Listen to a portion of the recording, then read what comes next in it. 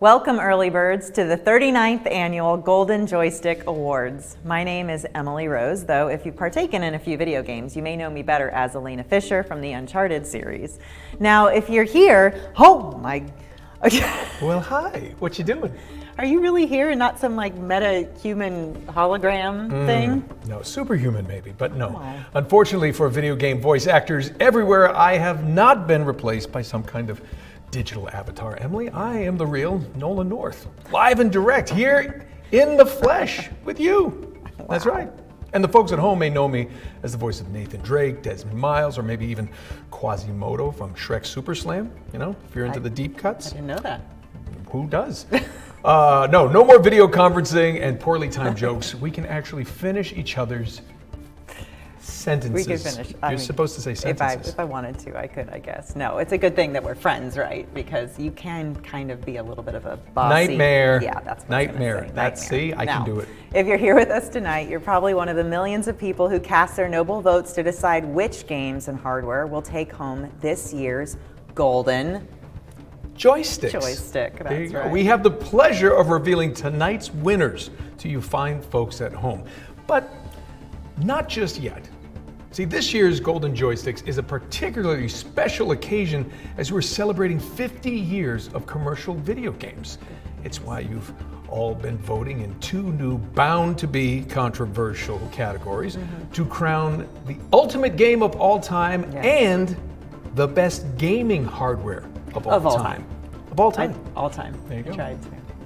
I'm sure that those won't cause any debate, but to find out more about how we went from arcade machines to horse armor DLC and 4 million people watching a MOBA, we've put together a documentary to ease you in ahead of the main show. That's news to me. We did. Did not know about the documentary. That's right here. But I will say this, I love a bit of ancient history. Nathan Drake reference. That's so funny. Okay, sorry. Let's see it. The early 1970s were a seismic time for gaming, featuring events so huge, so important, that they would never be seen again. Firstly, I was born. Secondly, a little thing called computer space came out and quite literally changed the game.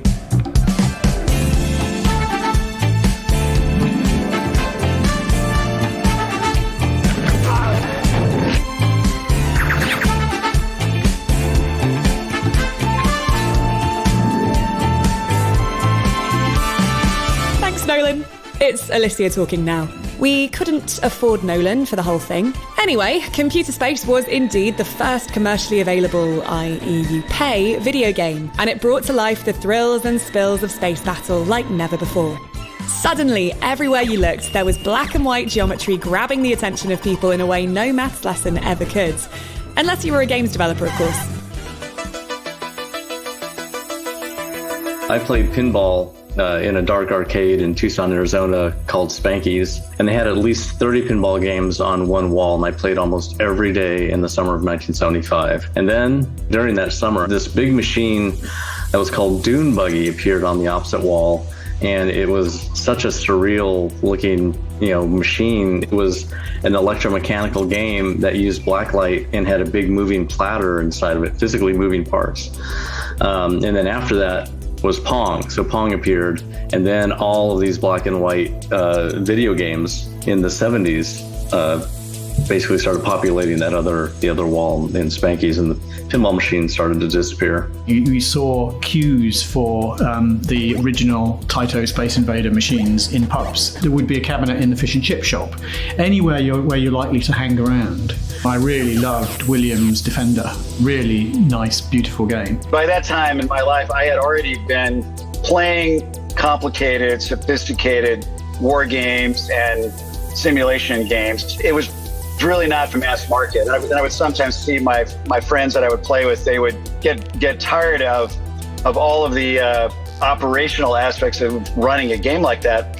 And they would just sort of drift off and go back to watching television because it was so convenient and so easy to use. But I knew that television was dumbing me down. I thought, okay, how do we make games that have the look and feel of television but that we don't have to operate ourselves. There were a lot of derivative games as well, like Galaxy and things like that, but it was a very energetic industry. There were a lot of things in those early days, from the arcade machines and then on home machines. When I was 5 years old, in 1978, I was brought up in Hong Kong, so it was quite kind of gadget focused, and my optician told my parents, because I had a squint, to buy this new thing that had just been brought to the market, and it happened to be Pong. The optician said to my parents to buy this machine and get me to play it covering up my good eye and using my squint eye to exercise that eye. And that was my first games experience. When I first saw Wizardry 1, it was as if somebody had brought D&D to life, and seeing this thing, they're like this, basically there's a wizard's cauldron, and seeing these,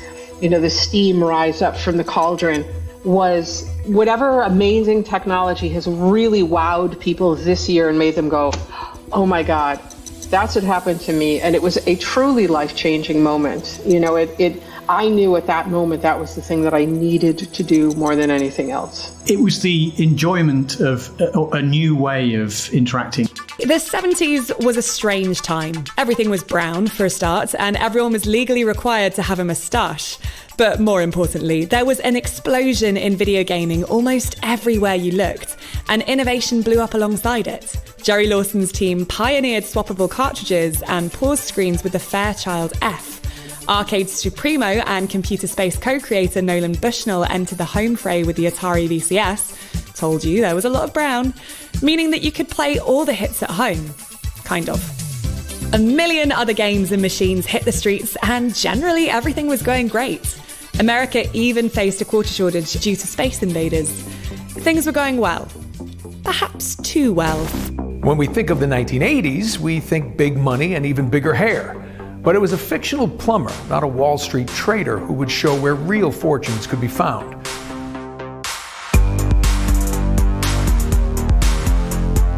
The 80s saw the birth of one of popular culture's true stars, Mario, and his brother, that other guy.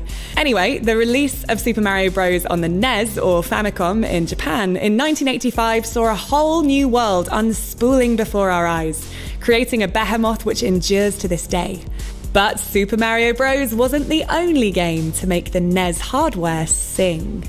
We did Elite on the NES, which was a challenge because you've got, I think it's 2K of video memory. So there are a lot of big challenges there. And that's a version that I think we're both very proud of. A lot of those early NES games were really tour de force in terms of what they got out of the hardware. In fact, the NES was so successful that it's credited with reviving an industry which had suffered a supposed terminal decline in 1983. When Atari imploded, basically it sent a message, and the public decided, oh, that was a stupid thing and it's over. It made it really tough through the mid-'80s. You're waiting for the medium to grow into its adult form and what it needs to be.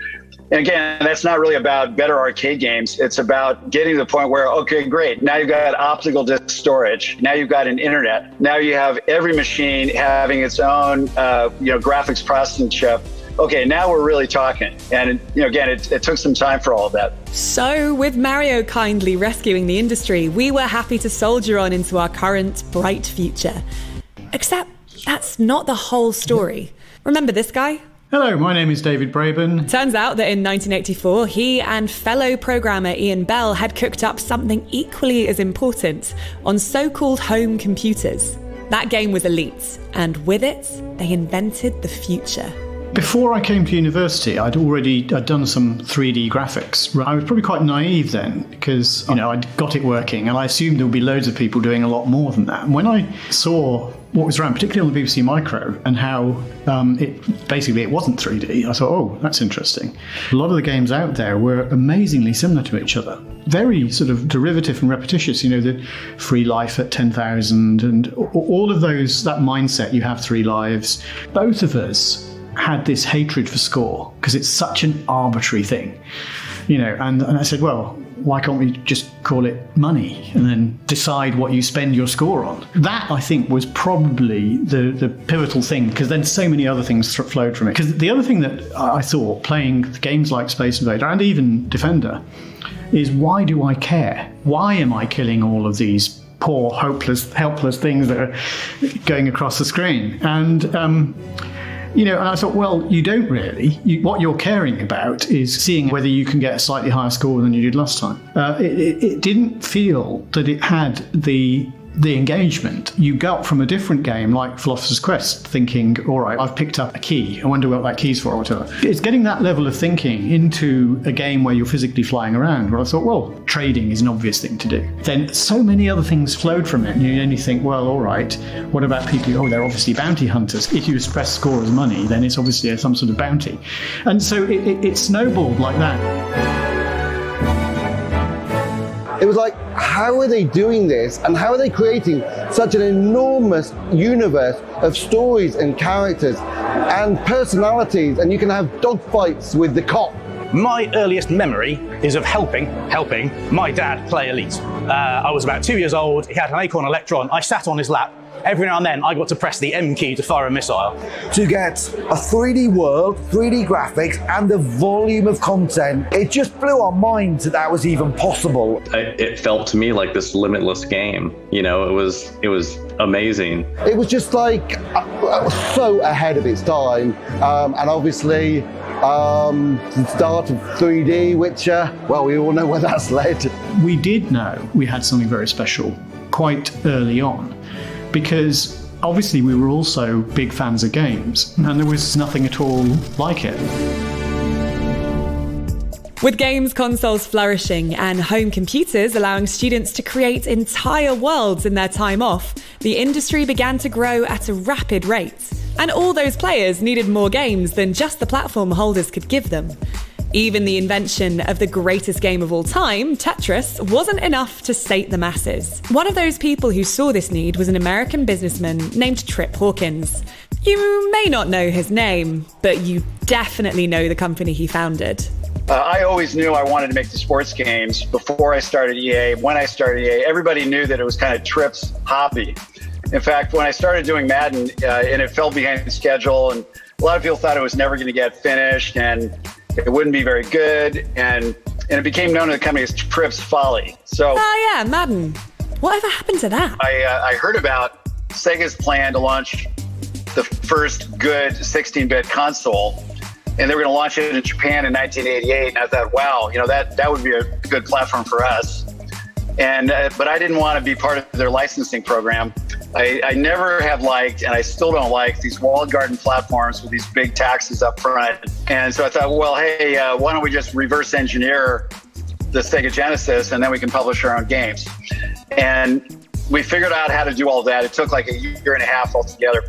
And we're ready to come to market with our first games. And I thought, just to be a responsible CEO, I should probably go talk to Sega and see if we can figure out a way to be a good partner with them instead of having to, fight a big lawsuit. And they were accommodating and willing, because I had already been going around behind the scenes talking to a lot of other developers about working with us to have us be their Sega publisher without going through Sega. Ah, yes, the Mega Drive, or Genesis, if you like. Despite being originally released in 1988, has there ever been a machine more in step with 1990s swaggering batitude? The 1990s were a time of great change. Hedgehogs were blue, for instance. But for all the drama associated with Senate hearings, street fighting, or doomed space marines, one company quietly emerged to change video games forever. You may have heard of them. And that company was Atari with the Jaguar. No. That company was Sony with the PlayStation, of course. But before we get to that Colossus, let's get back to Sonic, who finally gave Sega a mascot to rival Mario after this chump couldn't get it done. Crucially, it also gave Sega a truly great game, one that would capture the imagination of players all over the world. Just as well, because Nintendo released a little thing called the Super Nintendo, and with it, another little thing called Super Mario World.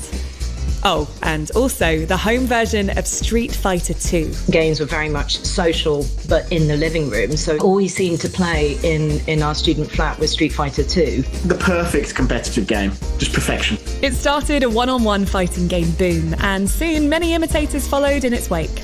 Mortal Kombat, Body Blows, Way of the Warrior. Rise of the Robots. For many players, just having a home version of a Street Fighter 2 or a Mortal Kombat was enough, despite their relative shortcomings. One company, however, decided to do things a different way. はい、そうですね、ネオジオの当時は、まだまだアーケードの方がハードスペックが高くて家庭用が低いっていうような時代でしたので、これをいかにアーケードクオリティのものを家庭用として出していけるかっていうところがまず大きなコンセプトとしてありました。ソフトウェアの方の開発自体は実はアーケード版も、AES 版も MVS 版も差はなくて、ソフトウェアの開発自体の負担はほとんどなかったんですけれども、大きなコンセプトとしてはそういうことですね。アーケードクオリティを家庭に持っていこうというコンセプトです。Whilst SNK was busy building near mythical arcade machines for the home, approximately 3 billion versions of Street Fighter 2 followed, including Street Fighter 2 Turbo, again on the SNES, which retailed at $5 million. Despite this, people loved it, particularly this man. I played that so much. Oh my god, what a great game. Who, you may know, went on to co-create one of the most important games ever.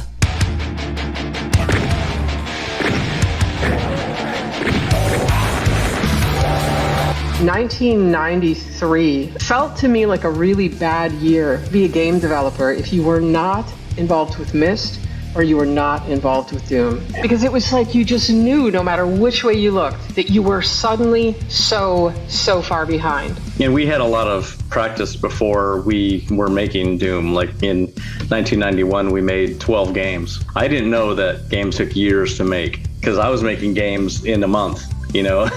But the new stuff, we decided to give it a lot more time to make it really good. And Wolfenstein was the first game that we did that. And then for us, it was like, okay, this proves we spend more time on a game and we release it when it's finished. Good results. And then we did that with Doom. And then with Doom, it was like, okay, let's do that, but let's also make the best thing that we can imagine playing. We were always looking to the next game, to beating the game we just made. So like even when we were put out the press release for Doom, Carmack in the press release said, Wolfenstein is primitive, Doom is being made the right way. Because that's how we felt every time we made a new game. It was just like, that last game is crap, we got to beat it with this new game. And Doom was really fun, and we definitely did not call it crap. The most important 3D game ever.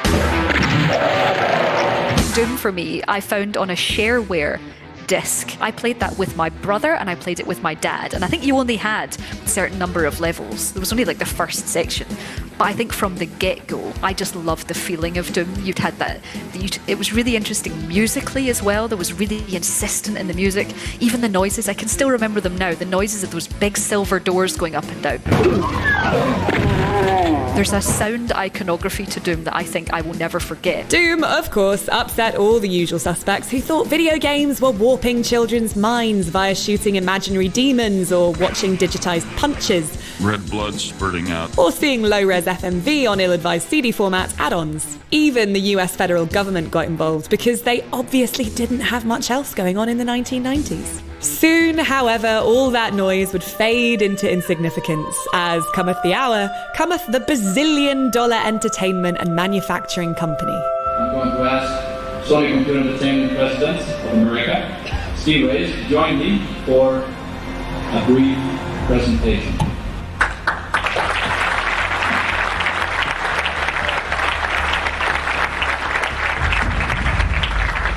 Sony has an incredibly strong brand, especially then. Even Howard Lincoln, the president of Nintendo, told me later that, wow, it was pretty easy for us as Nintendo to compete with Sega, but Sony's a totally different thing. Their brand is so strong. Ken Kutaragi was a brilliant leader who not only designed the chipset, but he also led the business through its early critical stages. And then Sony put $2 billion on the table to start that business. And neither 3DO nor any of our partners had any capacity for that kind of spending. And so it was really just only a matter of time before Sony would, basically start to dominate the industry. And that included pushing Nintendo into a lower position and pushing Sega out of the business as well.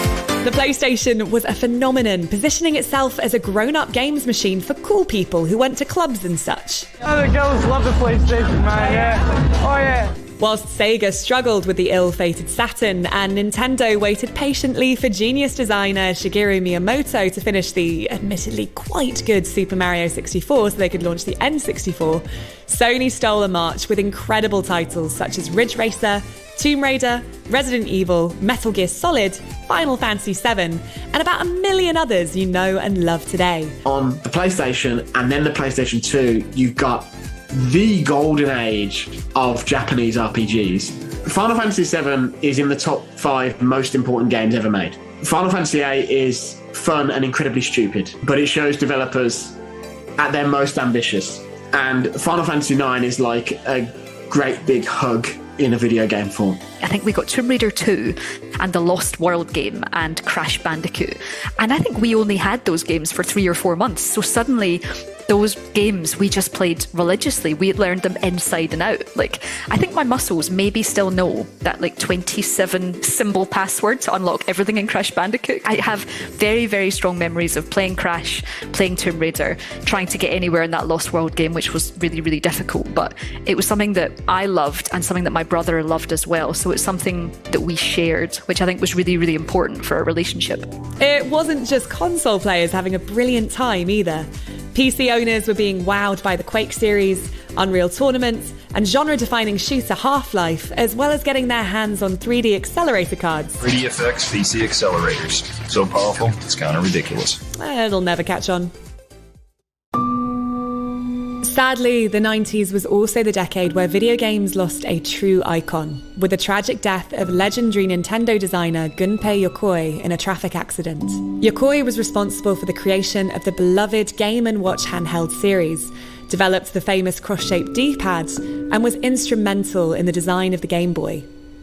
Yokoi's design philosophy continues to be essential to Nintendo's continued success, and his legacy will live forever.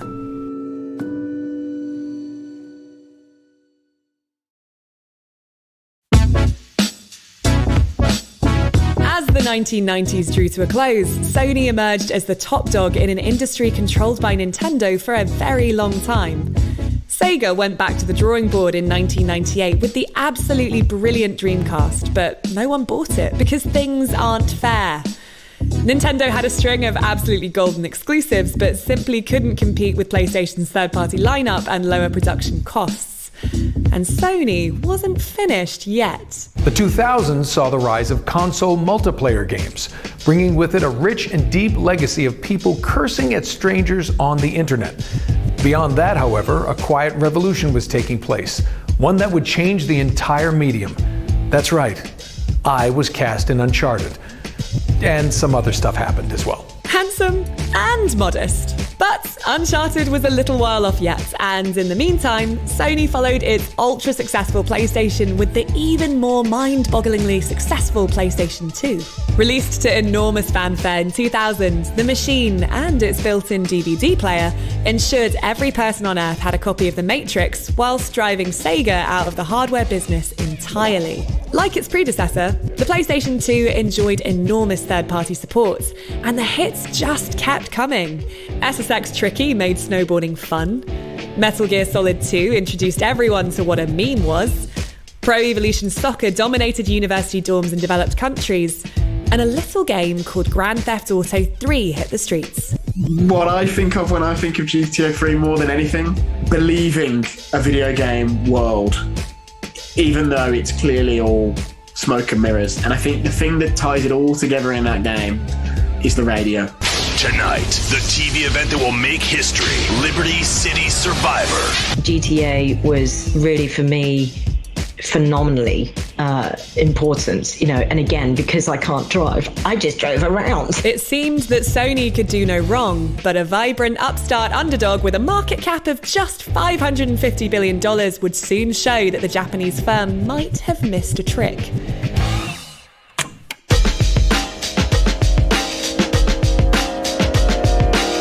In 2001, Microsoft launched the original Xbox, and what the design lacked in grace, it more than made up for in features.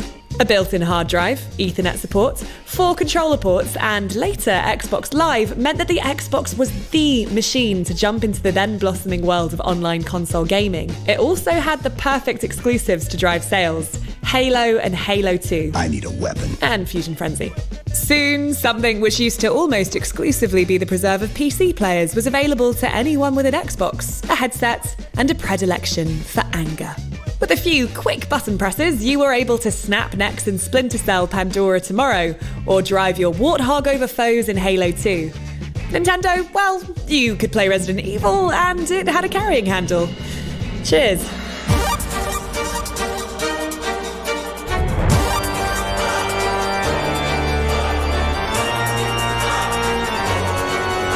As the 6th console generation came to a close, the 7th promised to take things to a new level altogether. Microsoft debuted the Xbox 360 in 2005, building upon the strength of its Xbox Live service with hits like Gears of War, whilst also introducing Xbox Live Arcade. In a big way on the 360, Microsoft justified the existence of downloadable games, and that helped to justify the existence of downloadable add-ons. You know, you look at the start of the 360 generation, and I think Xbox Live Arcade games had to be like under 200 megabytes. And then by the end of that generation, we were downloading full-size games. Multi-disc games like Mass Effect 2 and 3 were available as downloads and stuff. And that's kind of crazy when you think about it. Sony, meanwhile, launched the PlayStation 3 in 2006.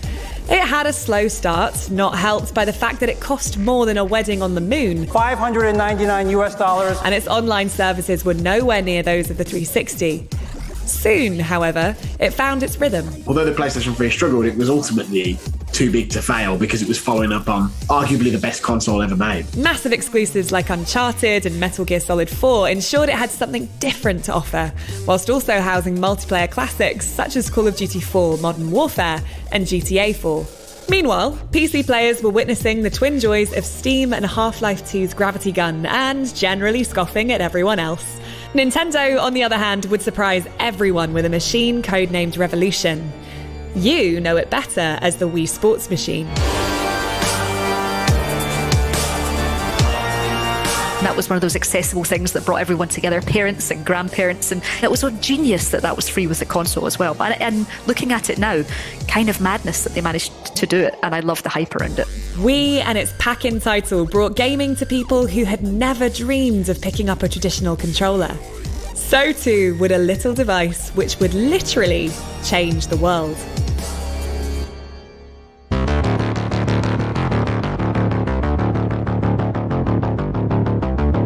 The 2010s? What was that all about? Let's find out.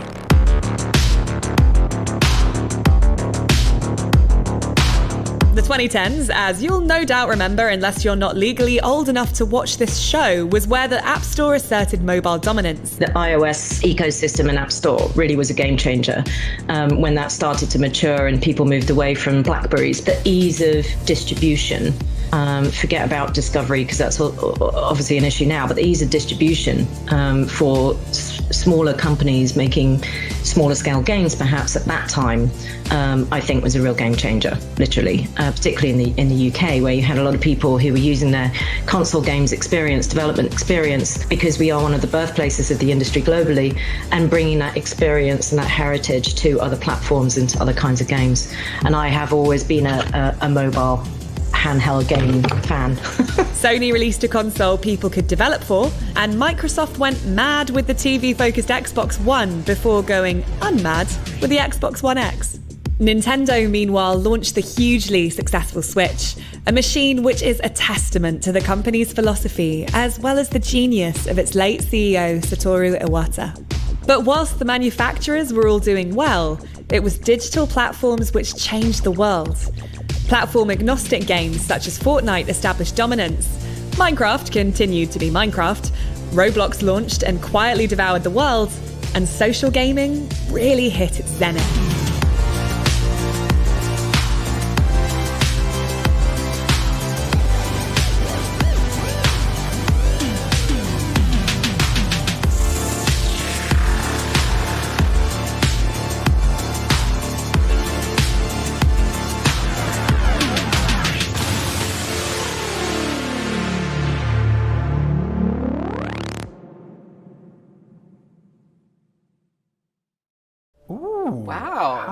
enlightening. Yes, we hope that whet your appetite for an evening of hotly contested awards and exclusive trailers.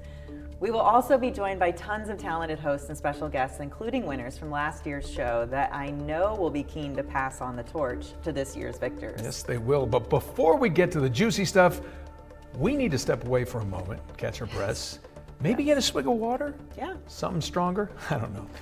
Because it's been a taxing few minutes here as your host. So relax, enjoy the fancy intro graphics, and please don't go anywhere.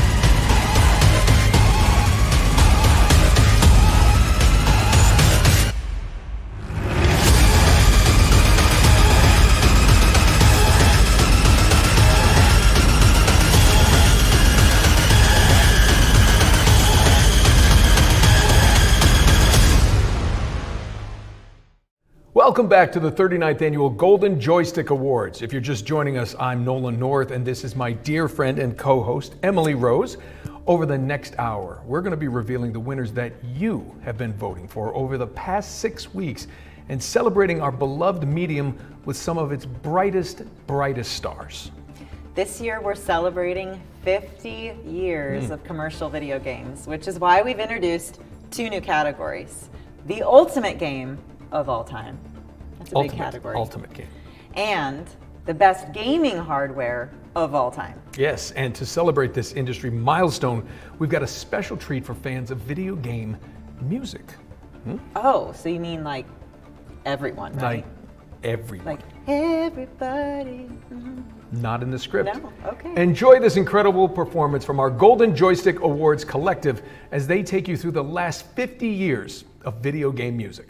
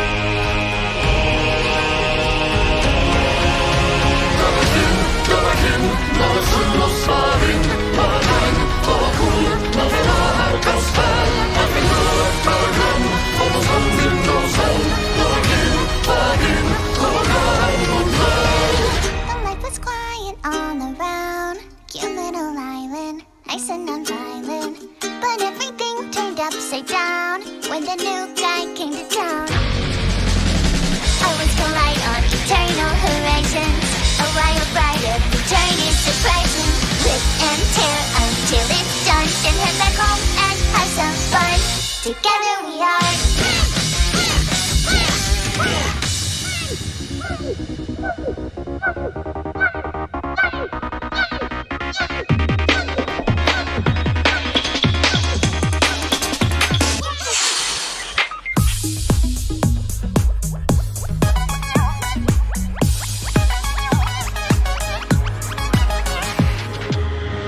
Step in front of a runaway train,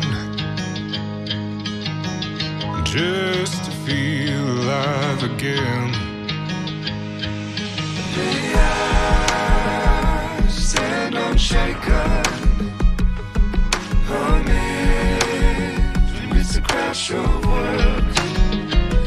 I walk through the valley of the shadow of death, and I fear no evil, because I'm blind to it all in my mind. Feels so extraordinary. In my gun, Something's got a hold on me. I give this feeling an emotion, sudden sense of liberty. 'Cause I walk through the valley of the shadow of death, and I fear no evil, because I'm blind.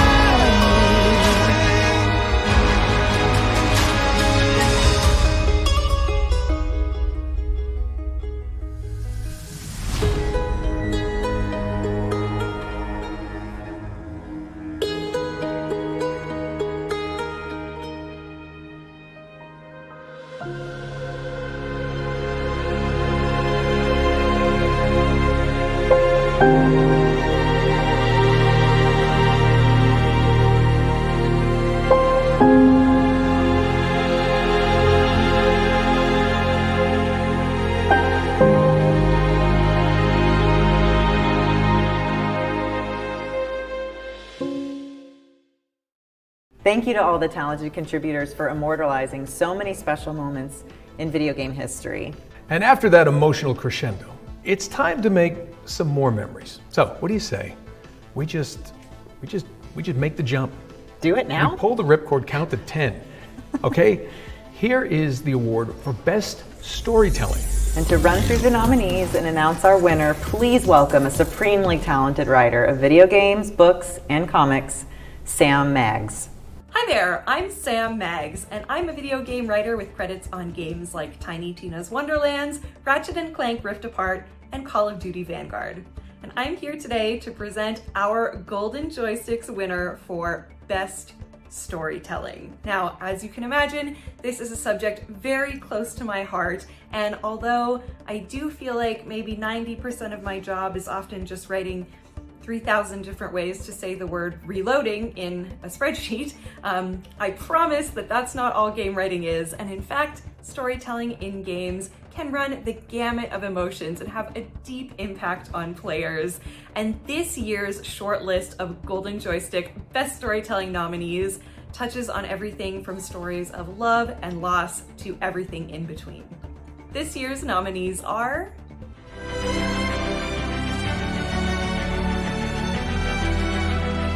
Tales of Arise, Life is Strange, True Colors,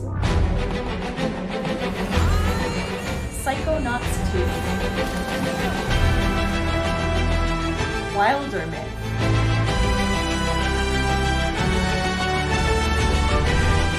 Chicory, A Colorful Tale, 12 Minutes,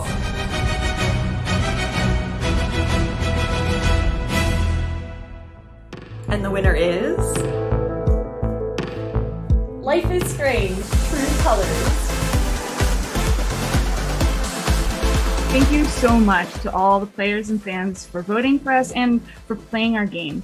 It is an honor and a privilege to be writing for the Life is Strange franchise and to be part of such a sincere and thoughtful and inclusive community.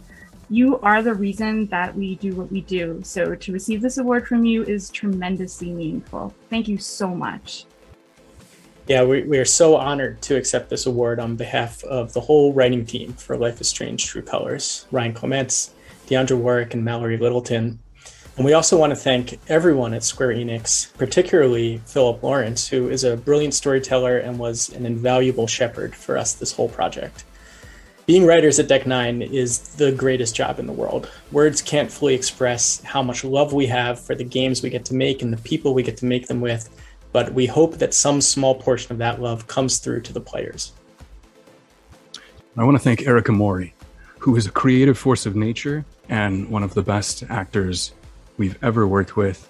She helped us discover who Alex could be, and without her, the story wouldn't have been the same. True Colors started 4 years ago. It was a Word doc on my laptop, and then it became a conversation among us, and then with Square, and the rest is history. And when I think about all of the people who touched this project, who put a piece of their soul into it, and to have you, the fans, vote for us and love it as much as we have, it's incredibly humbling, and we are so grateful. So thank you. Huge congrats to the folks at Deck 9. Now we're throwing it over to our next host to present the award for Best Multiplayer Game. Hey, Joe Walsh, lead game designer in Mediatonic here. Last year, it was an honour for us to take home the Best Multiplayer Game Golden Joystick Award for our title, Fall Guys Ultimate Knockout.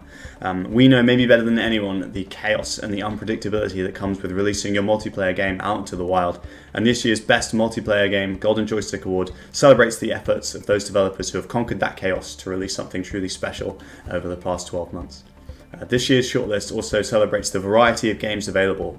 We have everything from Pixar-esque platformer to Viking survival adventure and blood-curdling medieval warfare. The nominees for Best Multiplayer Game are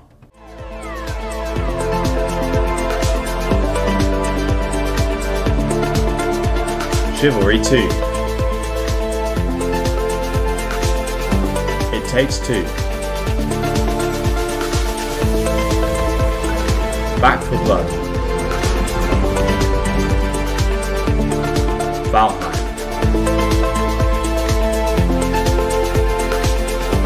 Deathloop,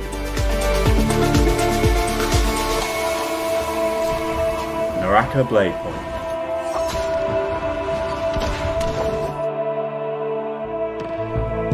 And the winner is It Takes Two.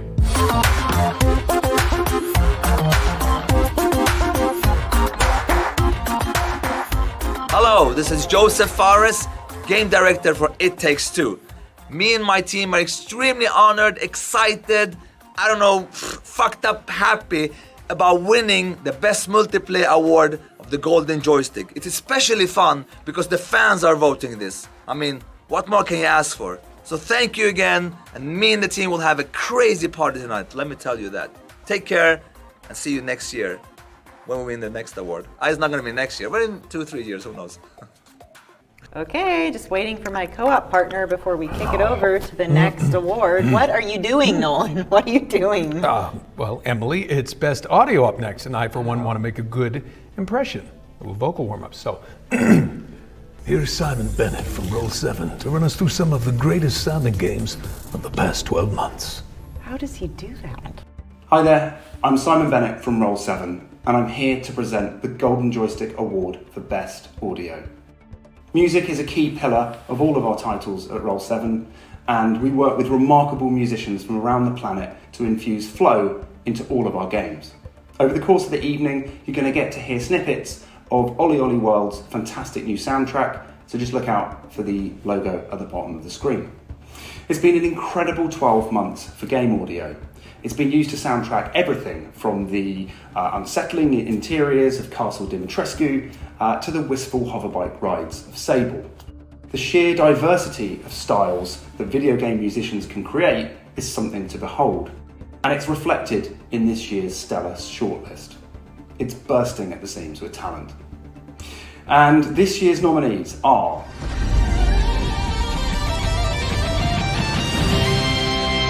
The Artful Escape, Lycans! Resident Evil Village. Gentlemen, we thank you for waiting. Sable. Little Nightmares 2. Jet the Far Shore. Return. Finding our own answers.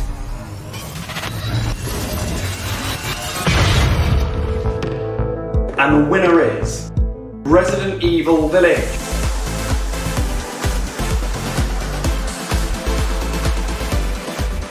はい、この度は本当に嬉しい報告をいただきました。ゴールデンジョイスティックアワードの、ベストオーディオバイオハザードビレッジで、いただくことができました。ありがとうございます。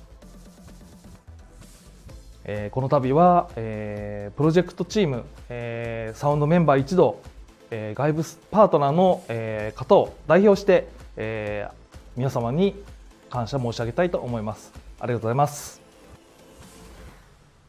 僕らこれからも、一生懸命皆さんの期待に応えられるような面白い作品をたくさん作っていきたいと思っております。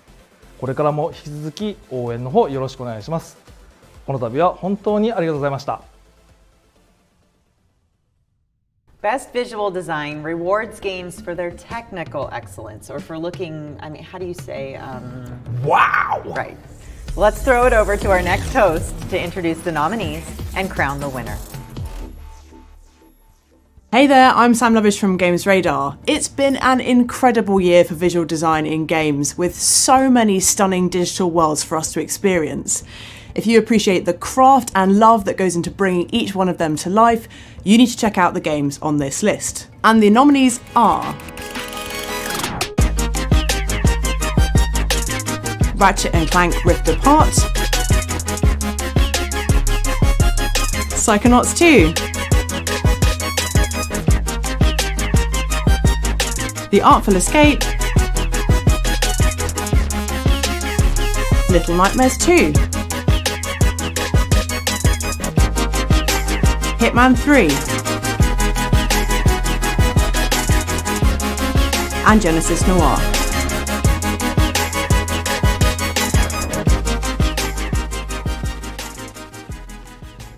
And the winner is Ratchet & Clank Rift Apart.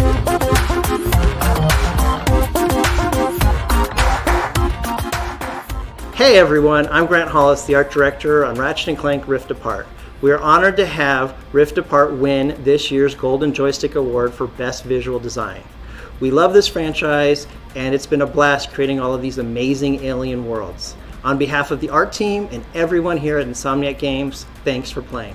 Congratulations to Insomniac Games. All right, it's time to get a little spooky now with an exclusive trailer for LKA's Martha is Dead.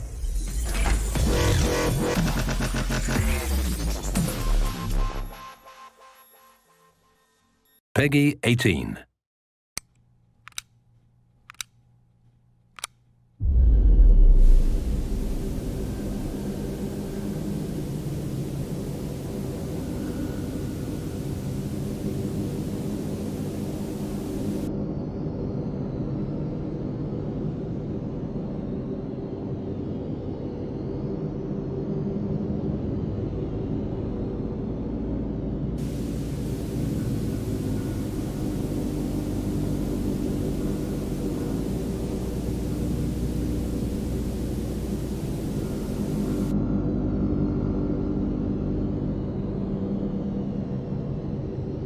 Eeny, meeny, miny, moe, catch a baby by the toe. If it squeals, let it go.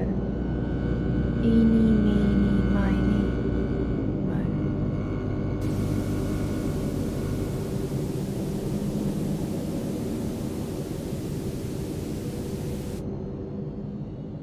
Release me.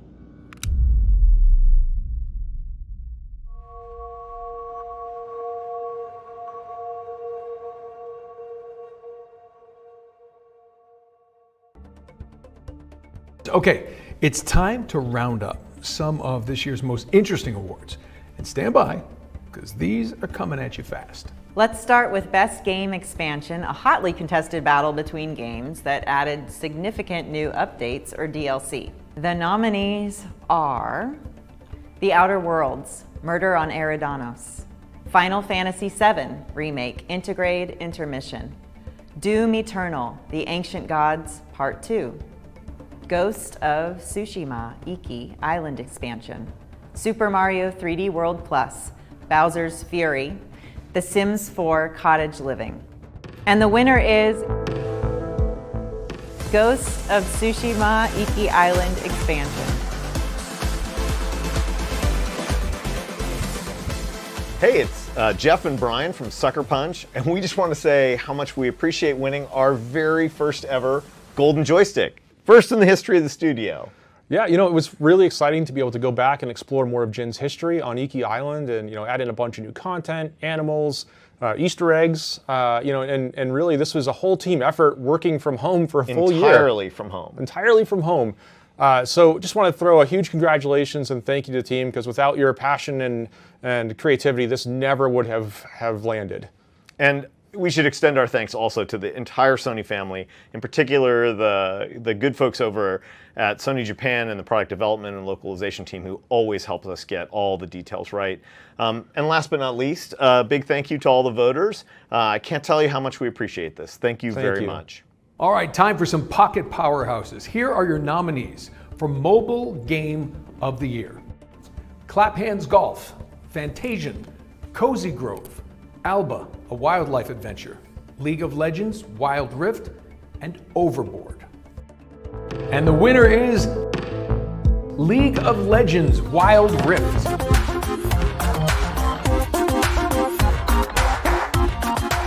Hey everyone, I'm Alan Moore. I'm the game director for Wild Rift at Riot Games. I am honoured to be able to accept this award on behalf of Wild Rift players everywhere. From all of us on the dev team, thank you so much. This has been a crazy journey for us, bringing League of Legends to mobile, and we couldn't have done it without all of you and your support and feedback. Thank you so much.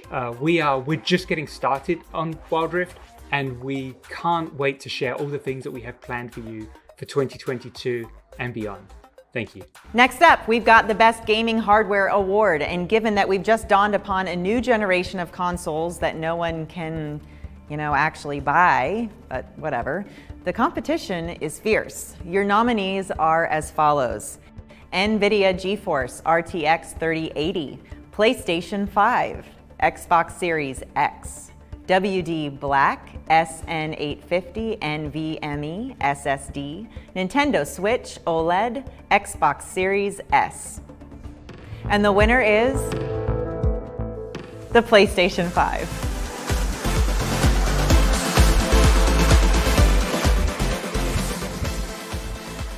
Once again, we'd like to thank you for voting in the Golden Joystick Awards. So how's about a reward? I think I've got a world premiere rooting around in here somewhere, Emily. Yeah, got it right here.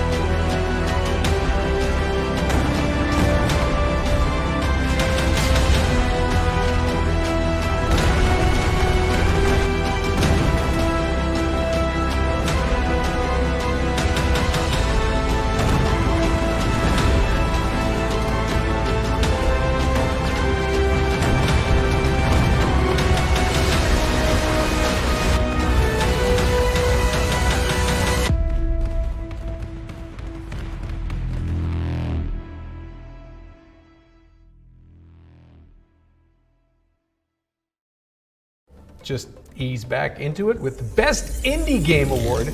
And who better to present it than Greg Casavin of Supergiant Games, who took home the Golden Joystick last year for the studio's mythical roguelike Hades. Hey, I'm Greg Casavin from Supergiant Games. Last year, it was our honor to receive the Best Indie Game Golden Joystick for our work on Hades, and now it's my pleasure to introduce you to this year's wonderful nominees. These are games where you can feel the love and attention to detail in every aspect of the experience, coming from the small teams that made these games possible. These are games that are each beautifully crafted in their own right, though taken together as a whole, they really showcase the incredible variety of experiences that independent games have to offer, as well as showcasing how independent creators are always pushing the boundaries of what games can be. This year's nominees are Bonfire Peaks, Death's Door, Old World,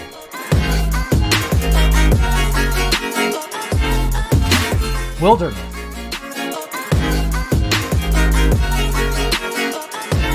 Chicory, A Colorful Tale, Sable,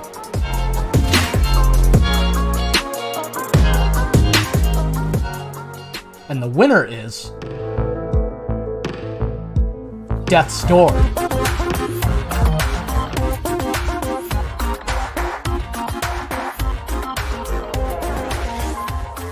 Hi, we're Asenev, the developers of Death's Door, and like the pro-protagonist in our game, we also enjoy collecting shiny things, so we're really excited to accept this Golden Joystick Award for Best Indie Game. Yeah, this is a really amazing honour for our small team, so thank you so much to everyone who voted for the game, and also just thank you to everyone who's played the game and sent us messages about it. It's been really amazing seeing so many people enjoy it.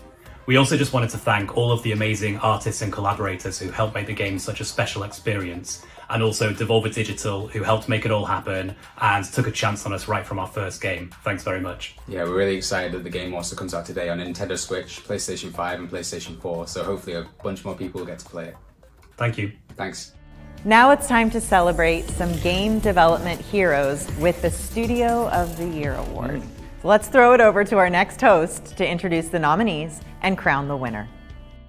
Hello, I'm Ian Livingstone and I'm here to present the Golden Joystick Award for Studio of the Year. Now, who wouldn't want to win that? This award recognises the studios that went above and beyond over the past 12 months to deliver an experience that really resonates with fans globally. Across the indie and AAA and multiple genres, our shortlist is reflective of the incredibly talented creatives developing amazing games around the world. This year's nominees are Arcane, IO Interactive, Housemarque, Drachneck and Friends, Capcom, Double Fine,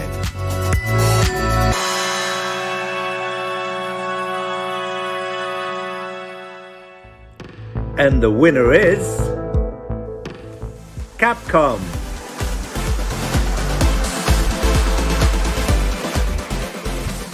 皆さんこんにちは、カプコンの杉本です。この度は栄誉あるスタジオ・オブ・ザ・イヤーを受賞でき大変光栄に思っております。今回の受賞は当社に関わるすべてのステークホルダーへの貴重な評価の表れであり、投票していただいた皆様にカプコングループ代表として感謝を申し上げます。ありがとうございます。当社は1983年の創業以来、ゲームというエンターテインメントを通じて人々に笑顔や感動を提供し続けてきました。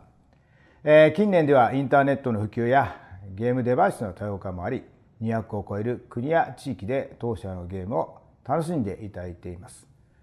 そのような環境で私たちはバイオハザード、モンスターハンター、ストリートファイターをはじめ多くのコンテンツが20年、30年と長期にわたって支持をいただけるよう、経営も開発も社内が一つになって取り組んできました。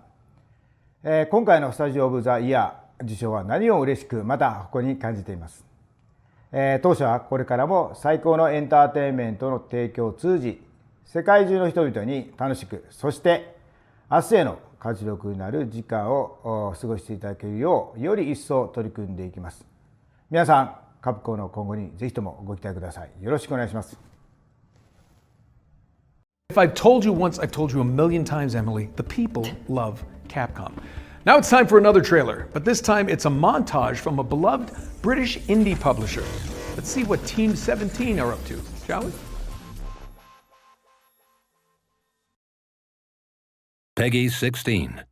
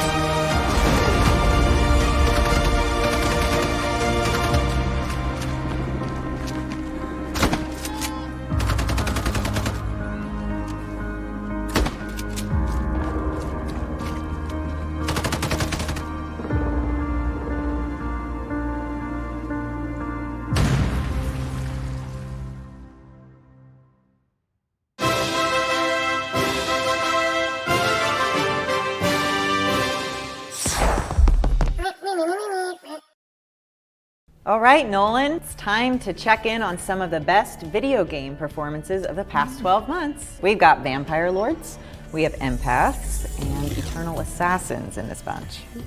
Well, that sounds like my kind of party. Here's last year's winner, Sandra Saad, to present the award for Best Performer. Oh, hi! Excuse me, how embarrassing. I'm just doing a little light cleaning, you know, dusting around the house, that kind of thing. Oh, get out of there. Hey folks, I'm Sandra Saad. You might know me best as the actress behind Kamala Khan in Marvel's Avengers. Her head is much more sturdy in the game. It has been one hell of a year for in-game performances, with so many vivid, diverse characters brought to life by super talented actors. A good performance can define the way that you experience a video game, with the performer's emotional range, presence, and delivery meaning different things to every player. The very best performances stay with you long after you roll credits. So I think it's safe to say that we have 6 very worthy contenders. Yeah, that was me pretending to be Travis William. don't tell him I did that. Anyway, there are 6 very worthy contenders in this Best Performer shortlist. This year's nominees are... That was one ridiculous name. Jason Kelly. The postcard, dumbass! You wrote it on the Black Reef postcard! Understand? Okay, I'm gonna drop you now. Hearing everyone talk about my Erica brother, Mori.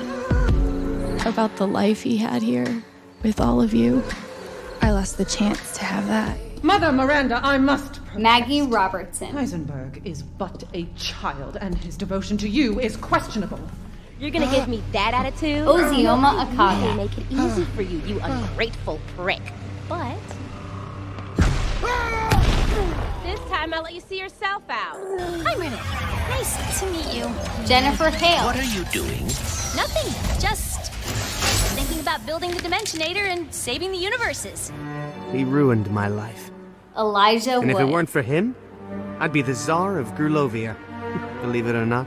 What is this room? And how can I taste it all at once? And who composed this symphony? And the winner is Maggie Robertson.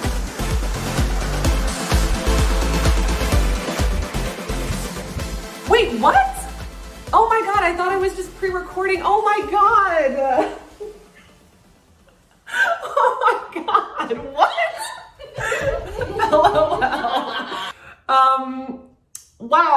Wow, thank you so much. I am all flustered and discombobulated, so I'm gonna try to make words that make sense come out of my mouth. Thank you. This is such an honor. It's so incredible to be nominated, especially amongst all of my other amazing nominees. Like, hi, Frodo. I'm not obsessed with you. Anyway, so where was I? What was I saying? Hi, yes, I'm Maggie, and I just won this amazing award, and I'm just so incredibly grateful to everyone in the Resident Evil community. You are so amazing, and I am so grateful to be a part of this family. Huge shout out to Capcom. My gosh, you have created an amazing game and an amazing character, and I am so excited and proud to have been even a small fraction of what makes Lady D larger than life. Also huge shout outs to Rosanna Sun and DJ Hawk at the Workhouse, Steve Kniebly, our amazing cinematics director. You guys took a chance on me. I was an unknown. I had no previous relationship in the industry, and you took a chance, and I like to think it paid off, and I'm very grateful. You have changed my life forever. I'm on a completely different course now, and I will never forget it. It's awesome. Also huge shout out to my fellow cast members who are amazing and totally lovable dorkos that I want to squeeze and hug all the time. I am grateful to have you as my forever family now, and also really big, huge shout out to Jeanette Mouse, who we love and adore and miss every freaking day. So yes, we wish we could share this with you. Okay, I'm gonna go away now because I'm flustered. Goodbye.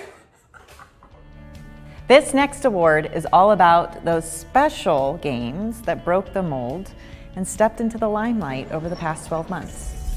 So here's Victoria from last year's winner, Among Us, to present the Breakthrough Award. Hey there, I'm Victoria, Community Director at Innersloth, creators of the game Among Us. It is my pleasure to be here to present the Breakthrough Award. This prize is all about celebrating the games and studios that really made an impact over the past 12 months and brought us all so much joy. We're talking about those games that are stars on the rise, the most unexpected gems that innovated in all the right ways or riffed on a certain format to make waves and provide a wholly new experience. This shortlist is absolutely stacked this year, but of course there can only be one. This year, the Breakthrough Award goes to... Time is like a tide.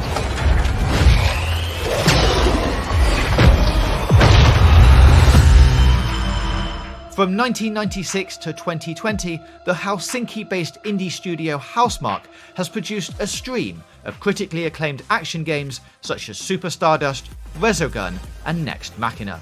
Often influenced by arcade hits, the developer built a reliable but modest formula for its work, hallmarked by responsive controls and cascading visual effects. Then, this year's Returnal arrived and lifted the developer's reputation to another level. No matter how hard we fight, we can never stop it.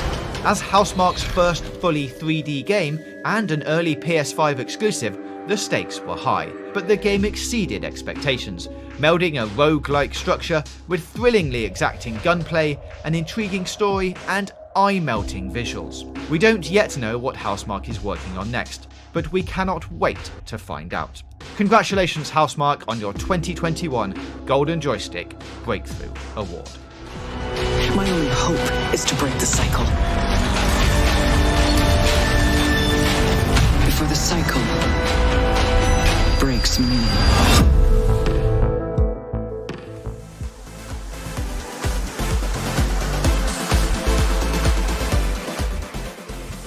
Hey, I'm Mikael Havere from Housemarque, and we'd like to say a huge thank you to basically everybody at the Golden Joystick Awards, everybody who played Returnal. Breakthrough Award is something very unique, especially to a 26-year-old company. Having that just means so much to us, trying to reach this new plateau with Returnal, and having the critics there on our side is a huge boost. Especially that everybody on the team is still suffering from a little bit of that Celine type of solitude, being stuck at home. So huge thank you to the team. Thank you to our partners at Sony PlayStation, especially XDev. We couldn't have made this game without you. This has been an undertaking of a dream-like possibility that we're now here. So thank you so much again, and go play Returnal. Speaking of potential breakthroughs, here's an exclusive trailer for a new game that's inspired by Silent Hill and Dark Souls.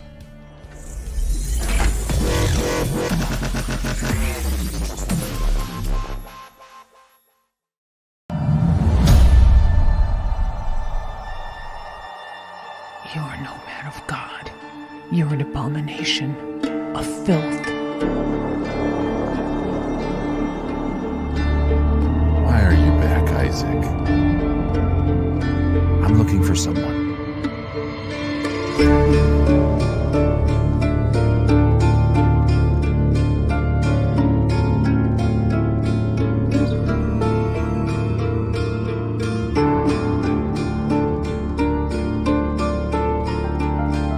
You're too late. They're all gone.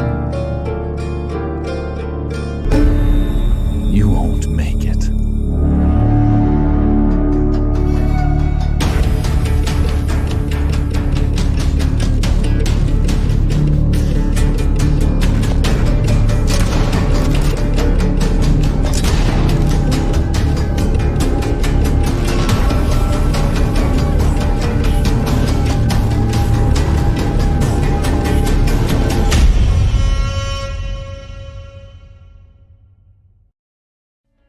Next up, we're going to celebrate the most exciting and inclusive communities that have been built around your favorite games. Here's streamer I Am Brandon to present the Golden Joystick for Best Game Community. Hey there, my name is I Am Brandon, and after taking home the Best New Streamer Award last year, I'm honored to be here to present the Golden Joystick Award for Best Game Community. Building a positive and inclusive community around any game is a difficult but deeply important task, and one that should be celebrated. This year's shortlist includes communities where players have shown great creativity, spirit, and kindness, nurtured by the tireless work of community managers. This year's nominees are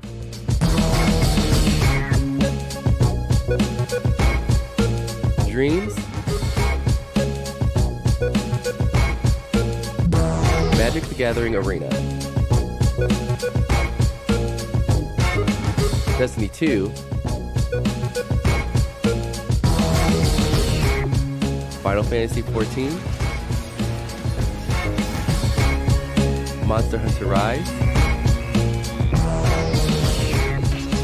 No Man's Sky Origins,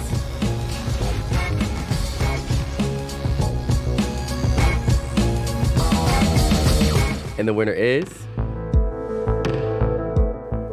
Final Fantasy XIV.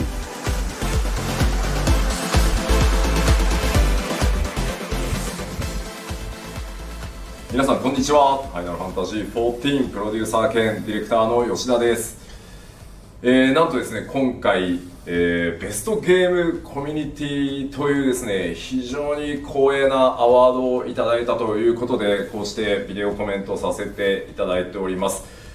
もちろん大変ファイナルファンタジー14としても嬉しい賞ではあるんですけど、何より僕いろんなメディアさんを通じてインタビューでファイナルファンタジー14のコミュニティっていうのは本当に世界一なんだと、分け隔てなく誰に対してでも優しく接してくれるし、特に新しく冒険を始めた人たちに対して本当にとても親切に丁寧にサポートをしてくれてます。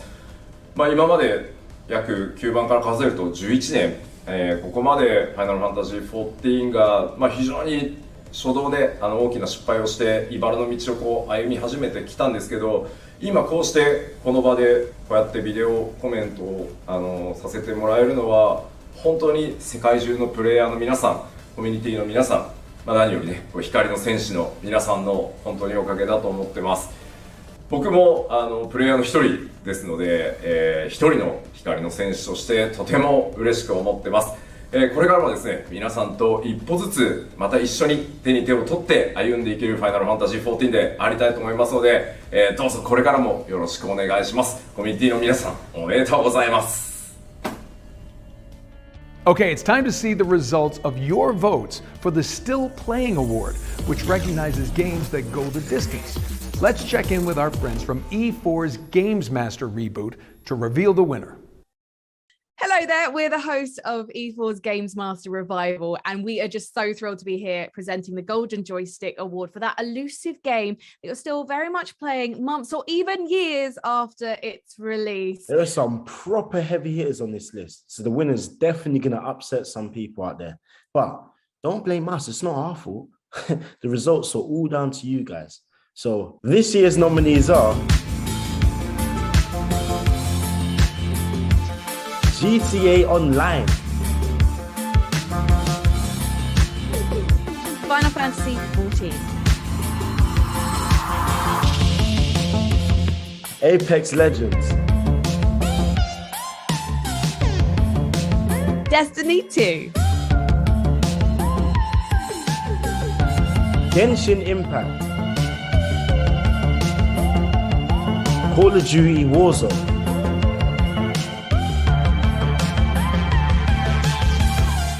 Fortnite, Rainbow Six Siege, Rocket League,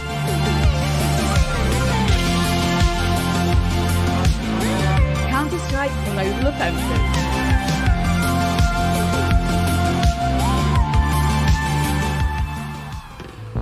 and the winner is Final Fantasy 14.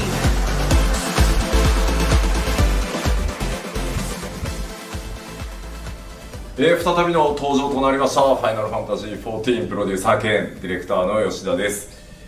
なんとですね、今回は、ベストゲームコミュニティに続いてですね、スティルプレイングの方でもアワードをいただけたということで、なんとダブル受賞させていただきました。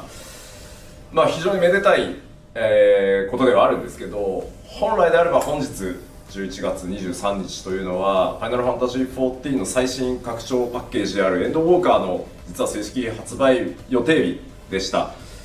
ただですね、今回一つ目のファイナルファンタジー14の大きなサーガの完結ということでですね、クオリティにとことんまでこだわらせてほしいということで、僕のわがままで約2週間ですね、ちょっと延期をさせていただきましたが、こうやってファイナルファンタジー14がそもそも長く続けられていること、そして長くたくさんの人に遊んでもらえていること、さらにこういった賞をいただけるっていうこと自体はやっぱり何よりもちろんプレイヤーの皆さん、コミュニティの皆さんのサポートとてもありがたいんですけど、絶えずずっと努力をし続けてきた開発チームのみんながやっぱり一番功労者なんじゃないかなと思ってます。みんなおめでとう。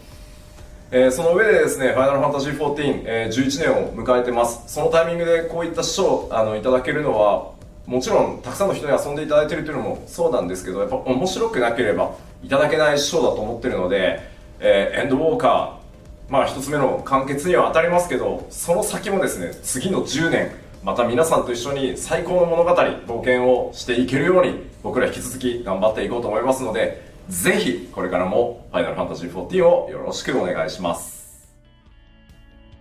Let's put the awards to one side for a moment, as next up we have a trailer for War Mongrels, the isometric real-time tactics game set in World War II.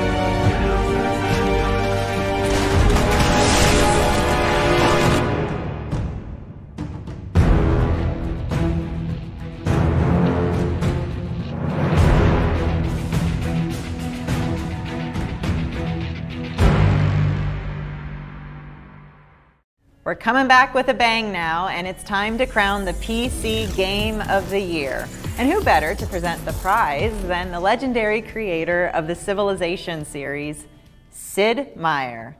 Hello, I'm Sid Meier. I am very pleased to be presenting this year's Golden Joystick Award for PC Game of the Year.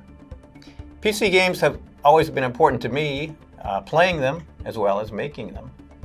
This year's nominees cover a very wide variety of genres. And the nominees are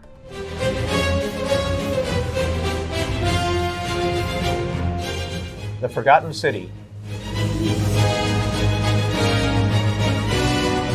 Wildermyth, Pathfinder, Wrath of the Righteous, Cold World, Chivalry 2,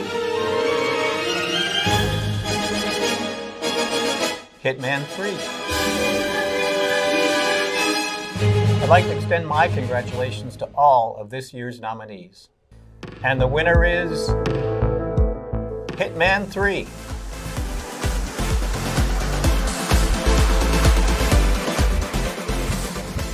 My name is Matthias and I am the game director of Hitman 3.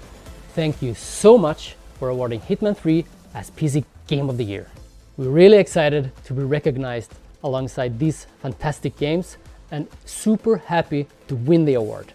Thank you to the Golden Joystick team for nominating us, but also a big thank you for everyone who voted for us, including our community and passionate players. Hitman 3 was always meant to bring closure to Agent 47's story in the World of Assassination trilogy. And we're just extremely proud and extremely happy of how everything turned out across all three games and years of passionate development. I am humbled and I'm honored to accept this award on behalf of everyone at IR Interactive. But my biggest thanks goes to the team who went above and beyond to pour all of their passion into Hitman 3. They deserve endless praise and recognition for their hard work, their creativity, and absolute dedication. Thank you again for the award and enjoy the rest of the show. From desktops to handheld consoles, we're now going to find out who the public has chosen to win the coveted Nintendo Game of the Year award. Here's Rogue One screenwriter and Animal Crossing devotee Gary Whitta to deliver the news. Hello, Gary Whitta here. You may remember me as the editor-in-chief of such magazines as PC Gamer and Next Generation back in the old days, or perhaps more recently as the screenwriter of such movies as The Book of Eli, Rogue One, A Star Wars Story, or maybe from last year as the creator and host of Animal Talking, the live late-night celebrity talk show that for some reason took place entirely inside the world of Animal Crossing. Or you may remember me as the person who introduced the nominees and the winner for last year's award for Nintendo Game of the Year at the Golden Joysticks, and I'm very pleased that the good people at the Joysticks have asked me to come back and do it again this year. Great year for Nintendo games, as reflected, I think, in the very diverse shortlist of nominees for Game of the Year as voted for by you good people at home. And so this year's nominees are...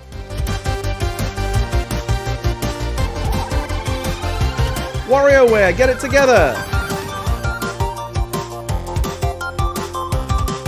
Monster Hunter Rise! New Pokemon Snap! Neo, The World Ends With You! Bravely Default 2! Metroid Dread!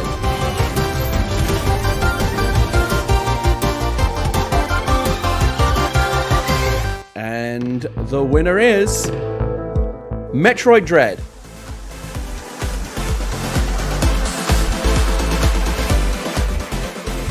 On behalf of the development teams at Nintendo and Mercury Steam, I'm very happy to accept this Nintendo Game of the Year award for Metroid Dread. Almost 20 years have passed between the previous episode in the 2D Metroid franchise, Metroid Fusion, and this new game. So many players had never experienced a 2D Metroid game before. The development team paid special care to make sure that all players, especially those who'd never encountered the series before, could jump in and enjoy this game. Again, on behalf of everyone at Nintendo and Mercury Steam who worked together to create this game, I'm extremely happy, and I would like to thank everyone again for this award. Thank you so much. We're closing in on the end of the show, so it's time to see what the console holders have been up to over the past 12 months. Please welcome our next host as we crown the Xbox Game of the Year. Hello, I'm Rebecca Crossdale from the Grid Legends team at Codemasters. With the launch of the new Xbox Series console, it has been a huge year for Microsoft. And this year's Golden Joystick Award shortlist for Xbox Game of the Year reflects the diversity of the console's lineup. From Tokyo detective work to exploring the landscape of the mind, let's take a closer look at this hotly contested category. The nominees are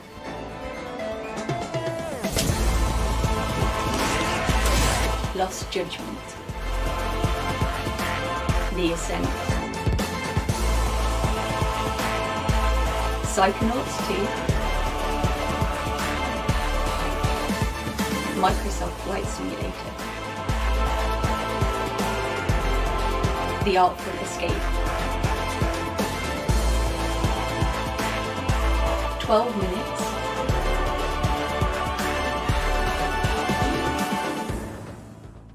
and the winner is Psychonauts 2.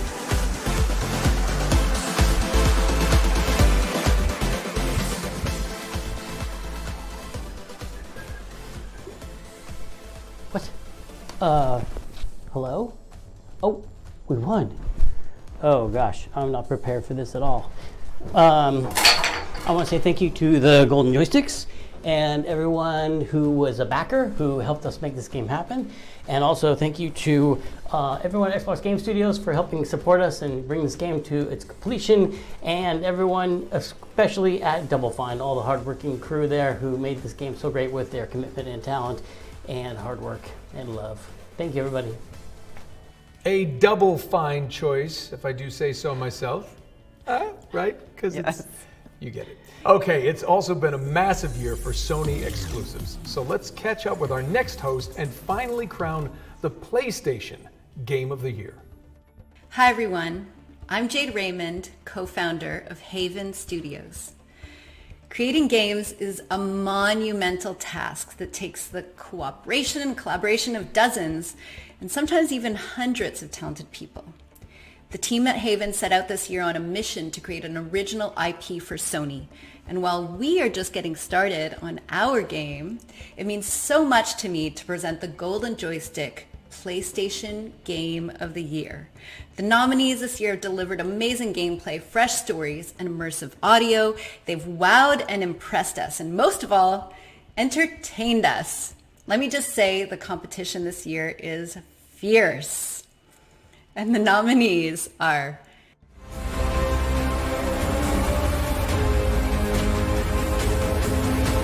Death Stranding Director's Cut, Ratchet & Clank Rift Apart, Deathloop. Kena Bridge of Spirits. Returnal.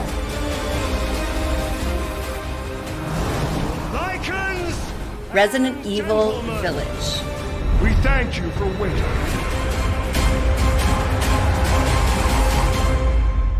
And the winner is Resident Evil Village.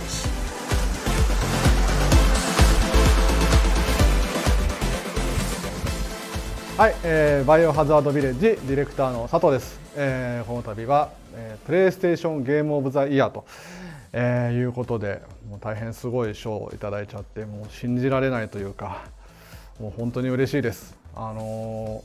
初めてディレクターとして作った作品で、最初はもう本当にこれ完成するのかなとか、バイオハザードってそもそもどうやって作ったらいいんだろうみたいなところからこうスタートした作品だったので、こうしてプレイステーションユーザーの皆さんにこれだけ楽しんでいただけたっていうことは、もう本当に感無量ですし、あと頑張ってくれたスタッフのみんなにも改めて感謝したいなと思います。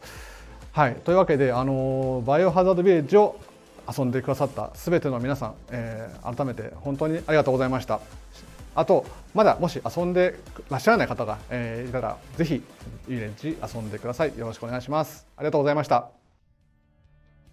Now, before we move on to our next award, we have a very exciting trailer from our friends at Square Enix. And even more excitingly, if you head to this link on the screen now, you'll have the chance to win a Windows copy of Final Fantasy XIV Complete Edition, which includes the base game and the DLC up to Shadowbringers, just in time for the latest expansion, Endwalker, coming December 7th.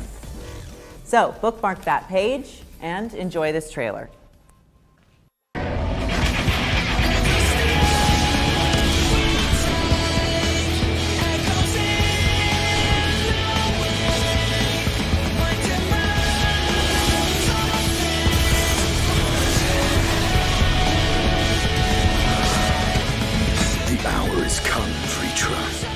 It's all or nothing.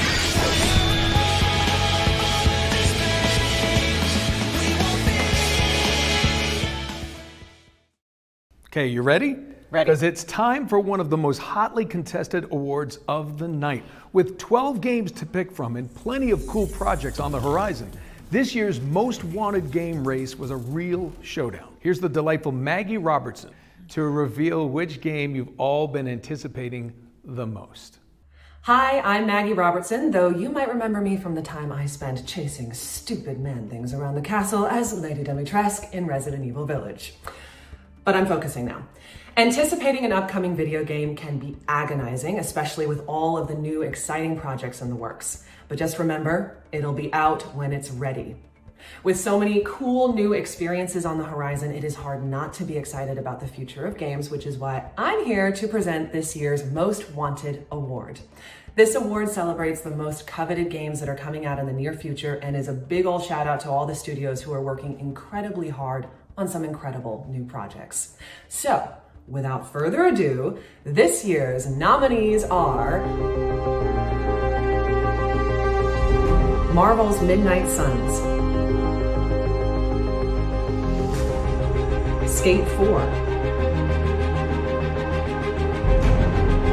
God of War Ragnarok, Horizon Forbidden West, Grand Theft Auto 5 on PS5, Gotham Knights, Starfield,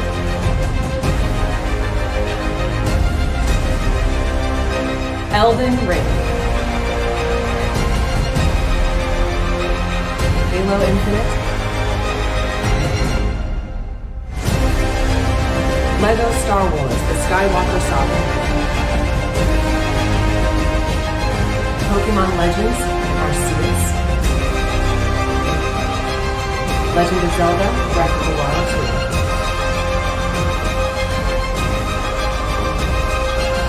And the winner is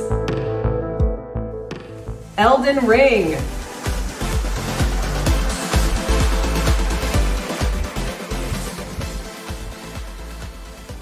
にちは、フロムソフトウェアの中尾です。この度はこのような素晴らしい賞をいただき、誠に光栄です。で、特にこの賞はユーザーの皆さんが選んでくださったということがとても嬉しいですし、最終調整中の開発チームにとってもとても励みになります。で、エルデンリングはこれまでユーザーの皆さんに楽しんでいただいていたような要素っていうのをしっかりと踏襲しつつ、RPG 要素であったりとか、あるいは攻略の自由度、そういったものをより拡張していますので、これまで我々のタイトルを楽しんでくださった方はもちろん、そうでない方にも楽しんでいただけるかと思います。で、ゲームが好きという方に、プレイする価値のあるタイトルにしたいと思いますので、引き続きご期待いただければ幸いです。この度はどうもありがとうございました。Before we get on to this year's ultimate trophies, it's time for the Critics' Choice Award, which has been selected by a panel of journalists from futures gaming brands like GamesRadar, Edge, and PC Gamer. Let's find out their 2021 Critics' Choice winner. This place isn't a paradise, it's a prison.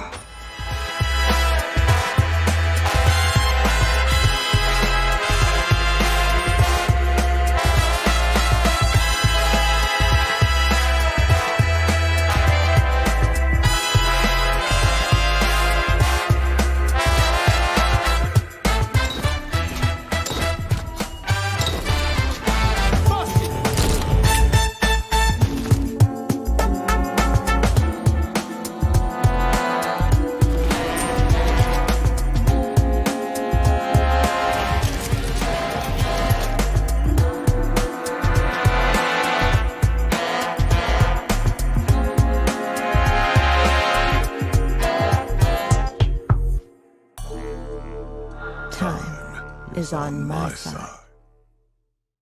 Thank you very much. Thanks, everyone. I would like to dedicate this amazing award to Robert Altman, who believed in Arcane and its artistry and always pushed us towards success. And we're forever grateful. And I'd like to also dedicate this game to, quite frankly, to us. And I mean everyone who worked on it at Arcane, the amazing team at Arcane, people who left now, everyone who contributed, because this is a game that went through a lot of iteration. There was moments of doubts. There was moments where challenges were piling up, like there was no end to it, and pretty much like Deathloop's very own cult. We pressed on, we gave it our best, and we're extremely proud with the result and the reception we're getting. Also, shout out to our friends at PlayStation. Thanks for believing in the game, and thanks for giving us this amazing spotlight that helped a lot of people get excited.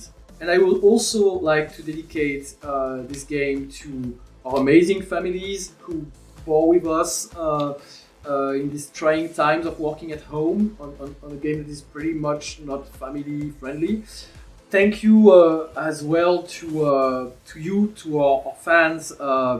This has been incredible, from the announcement of the game, all that love that you poured on us on social media or directly, that really helped developing this game. We're so happy that you enjoy it. And to Rafael Colantonio, who started this incredible adventure that is Arcane, out of passion for this type of game. We're extremely proud to be carrying this legacy, and I'm personally super excited about what we're cooking up next. Thank you very much again. Okie doke, we have another world premiere before we crown the ultimate game of the year. It's a atom punk retro futurist sci-fi delight. Let's intercept this signal from a hostile planet and see the Invincible in action. That you. It made the climb worth already. So you're on top. Yes. Hello everyone, my name is Marek and I'm the game director of The Invincible, a sci-fi adventure thriller set in a retro-future timeline where digital technology hasn't come to being. A few weeks ago, we showed to the world our first teaser trailer. Today, we want to reveal more of the world in which The Invincible takes place. And now, I let Michael take over and show you more of the game. Our game is based on the classic sci-fi novel by Stanisław Lem. Written in 1964, the book talks about how humans visit and discover new, faraway regions of the cosmos. And on what seems to be a still, uneventful planet, they actually come across something that they cannot fully comprehend and classify. We are glad to be able to tell this story from the perspective of one person, seeing the story unravel before her eyes and decide her fate, along with those around her and perhaps even humanity itself. The Invincible is set in a retro-futuristic atom-punk world. It's inspired by visions of space travel from the mid-1940s to 1960s. Visions that came to life before the digital age, in which spaceships, robots, vehicles, and equipment are all made using analog technology, so heavy, tactile, physical. Yasna, our main character, is a biologist on a scientific expedition reaching the most remote corners of the universe, expanding the reach and knowledge of humanity. Or at least part of it, because in our world, humans are divided, and relation between two factions resemble Cold War realities where open conflict moved to a fierce race of conquering space. Yasna, speak to me! He's looking for others. He's... Yasna, whether she likes it or not, plays a political role in this game. Besides a perceived tension between factions, she has a lot of personal dilemmas to deal with. With The Invincible, our aim is to tell a cinema-like non-linear story, where the choices and decisions that you do impact on how the story evolves.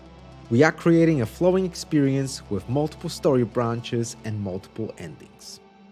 We'll be revealing more of The Invincible as time goes on, giving you more of an insight into the story, the gameplay, and what you can expect on Regis Free. Visit our website, which also contains an ongoing story that's intertwined with The Invincible's main storyline. The Invincible is due to come out in 2022 to consoles and PC. So, add The Invincible to your wishlist and be in touch with all the news about the game. We hope that you liked the presentation and that you will find yourself on Regis Free. Okay, it's time for the crown jewel of the Golden Joysticks, the Ultimate Game of the Year Award. This one celebrates the most essential gaming experience of the past 12 months as voted for by you folks at home. Now, understandably, this was the most heated race of the night with barely 2% of the vote separating the winner from second place. Let's count down the top 5 as we finally crown the Ultimate Game of the Year for 2021.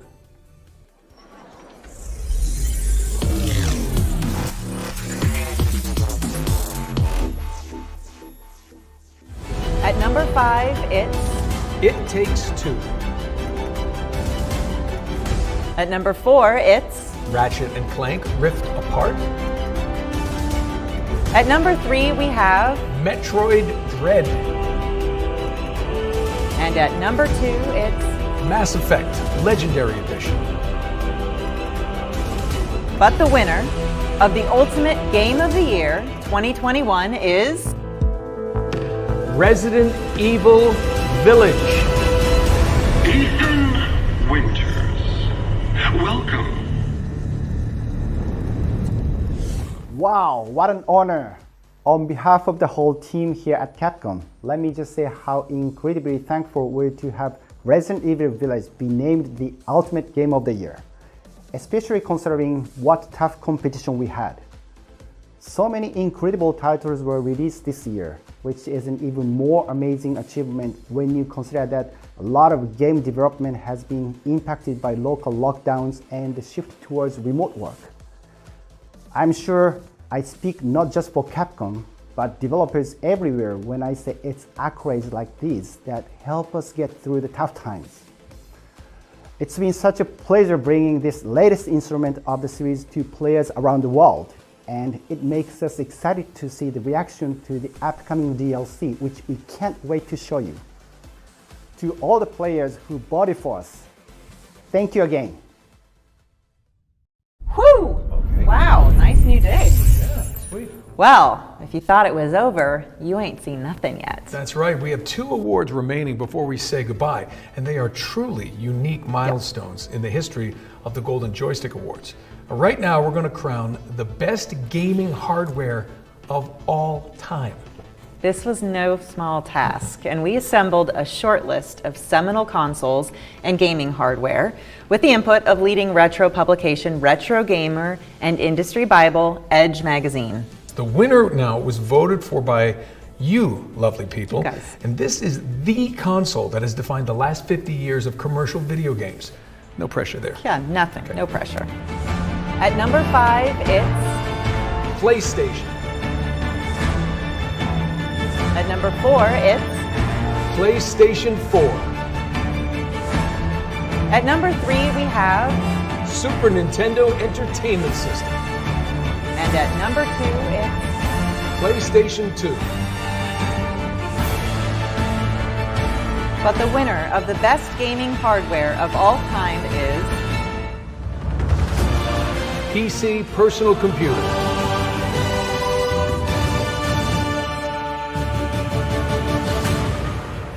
Gamers and developers have benefited enormously from the relentless innovation in PC gaming hardware. On behalf of all of those who've made the PC the greatest gaming hardware of all time, I am honored to accept this award. Okay, I know you're all still reeling from that bombshell, but there's no time to waste. Now we need to crown the ultimate game of all time. We consulted a panel of industry experts to whittle our shortlist down to a cool 20 games, which we then put to you, the public, to make the final decision. You can find out more about the judging process by visiting GamesRadar.com. Our selection spans genres and time periods, delivering a cross-section of the industry's best and brightest experiences. Now, I know your backlogs are already too busy, but every game on this list is foundational, influential, and worth exploring. Yes, it is. Yes, indeed. So it's an easy choice, right? So easy, in fact, that we traveled to develop to ask a whole host of current industry superstars what they would pick.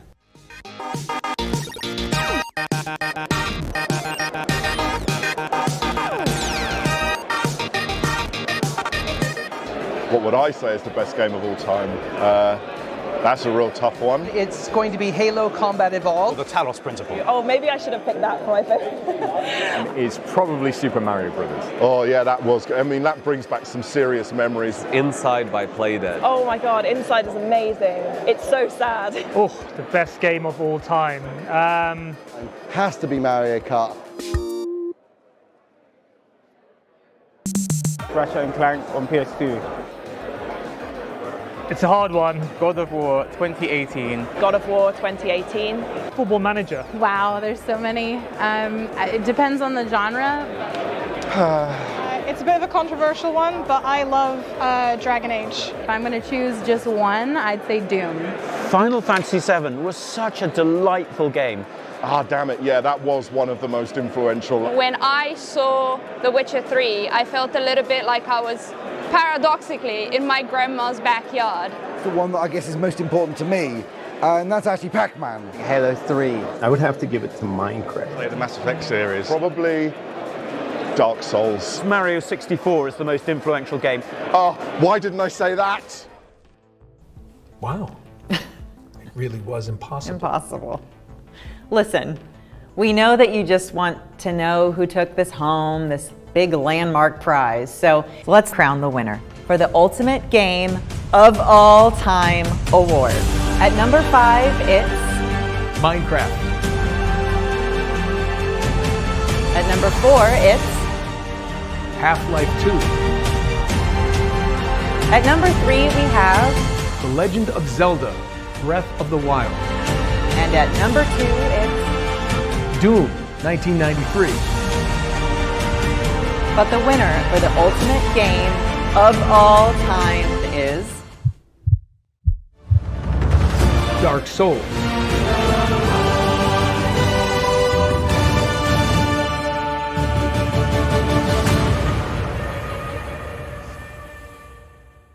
Hi, I'm White from Bandai Namco Europe, and I want to thank everybody for nominating both Pac-Man and Dark Souls for the Ultimate Game Award. On behalf of From Software and Bandai Namco Entertainment, I want to thank everybody for bestowing the award of Ultimate Game of All Time on Dark Souls. Miyazaki-san and his team regrettably couldn't make it today, because they're incredibly busy finishing their work on Elden Ring. They do want to thank you from the bottom of their hearts because they're incredibly humbled by the fact that you gave him the award for Ultimate Game of All Time. As long as you keep enjoying the games that From Software makes, From Software and Bandai Namco Entertainment will keep making these experiences for you and bringing them to the market. Thanks again for this prestigious award. We're very humbled. Thanks.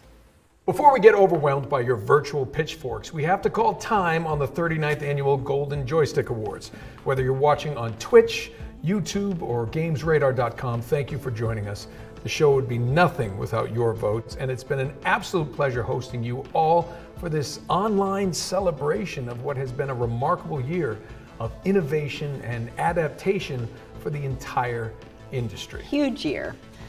Listen, if you want to recap the winners or get more information on the exciting games featured in today's showcase, just head on over to GamesRadar.com. Congratulations again to all of the nominees, and a big shout out to everyone who helped make the 39th Annual Golden Joystick Awards a reality. We'll see you again next year. If they let us do it again. Are they really going to have us back next year? I really doubt it.